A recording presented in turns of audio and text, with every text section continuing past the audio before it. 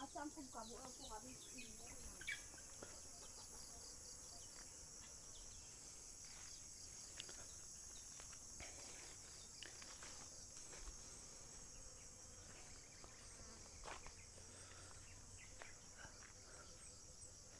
guys, no,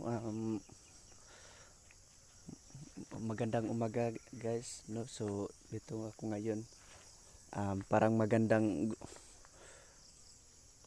pakiramdam natin pagising natin sa umaga ay makikita natin ang ating tinanim guys, itong mais at saka saging.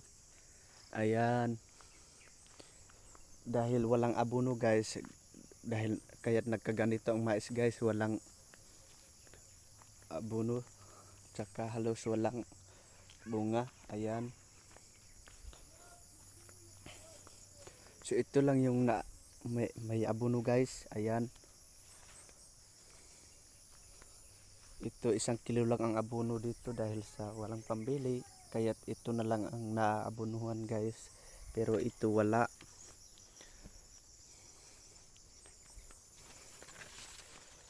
Ayun guys, matagal-tagal pa itong ma-harvest. Ayan, itong mais guys.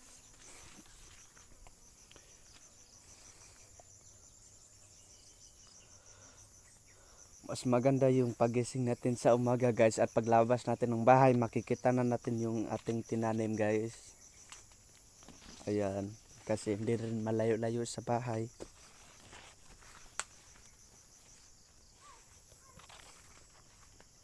Ayan, walang abono kasi.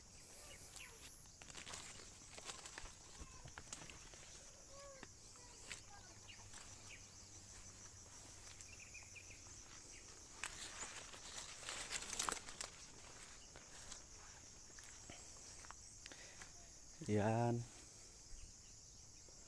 papunta doon sa Kamlok pa doon. Ayan, doon ang maisan. Ayan guys, pag na-harvest na yung kamote guys, at pag harvest na yan, hindi ko natataniman uli ng kamote, puro na mais ang itatanim ko papunta doon.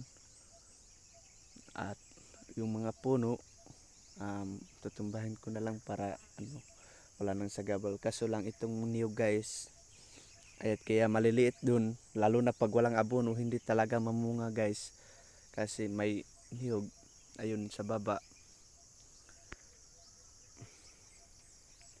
Ayun, walang bunga, kaya tutumbahin ko yung mga puno doon sa baba.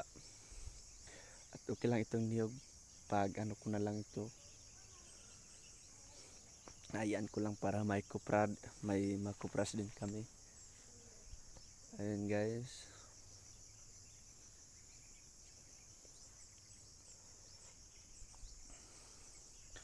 mga maliliit lang guys, kaya ayan, bira lang yung mga malaking bunga kasi walang abono.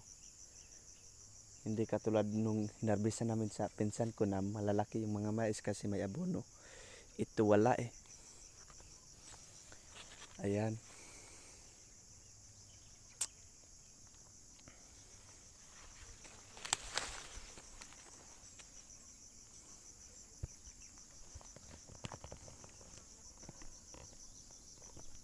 so ayan guys, no, dito ako ngayon sa maisan ko guys, na kasi tingnan ko yun guys, kasi marami ng damuhan dito, at hindi naman pwede tayo mag-spray dito kasi mga malalaki na, kasi sayang yung pang-spray. Dapat pagkatapos ng mag-harvest nito guys, bago na naman natin na sprayhan para mapatay ang damo, kasi gawin lang namin ito ng pang-attack namin para mamamatay yung mga damuhan para ma-sprayan na. Ayun, mga lalaki na yung mga damo guys, parang tupong na ng mais. Itong kugon guys, tagal ito mamamatay kapag sprayhan. Ayan,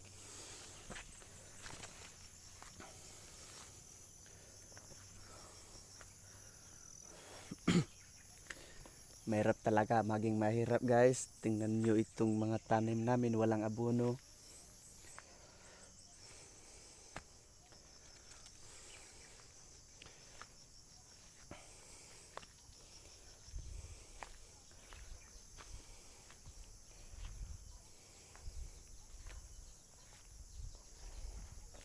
Ay, yaman na po sa akin ay. Kaya din namulan usi. Daldal oh. Yan guys, natumba yung saging tinanim ko.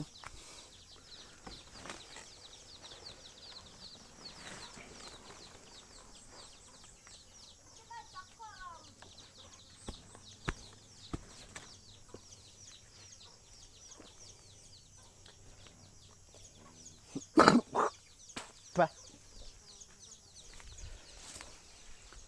So, ayan guys. Mabuti pa doon sa ano guys doon. Naka-harvest na sila dahil may abono sila. Mabilis lang ma-harvest. At ano guys no. Ito yung bahay namin dito. Malapit lang sa tinanim na mais guys. Ayun yung bahay namin na kubo. Ito po ang ginawa kong ano guys. Itong ginawa ko na tuluganan ko kasi umuulan doon. Binilihan ko din ng nipa guys. Para ano. Hindi tumulo yung ulan. Hindi katulad ng ganun tumulo ang ulan. Kaya ano guys. So yan lang po guys no. Maraming salamat po sa inyong panonood. Sana wag kayong sawang manonood sa aking video guys. At huwag kalimutan mag-subscribe, like and share. At pindutin ang notification para palagi kayong update sa video na i-upload ko guys. So yan lang po. Maraming salamat po. So God bless all. Happy New Year sa inyong lahat guys. Maraming salamat po.